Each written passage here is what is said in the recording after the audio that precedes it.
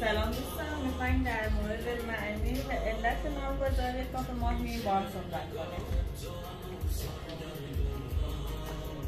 ماهی در فرهنگ لغت ایران به نام دختر ثبت شده. از ترکیب دو بخش ماه یعنی نورانیت و زیبایی، لین هم پسوند متعلق به ماننده که معنای اصلیش میشه حاله ماه یا همون نور اطراف ماه هست. خیلی از دوستان سوال پرسیدن که چه نسبتی شما داری با ماهی؟ ایشون برادرزاده من هستن که از بدو تولد یه مهر و علاقه خاصی من بیشون داشتن. علت نامگذاری کاخ ماهی هم همینه. در واقع بگم خدمتتون که شاید تنها دلخوشی من بعد از مادرم ماهی هست که حتی با نگاه کردن به عکساش هم ذوق میکنم و هم بغض.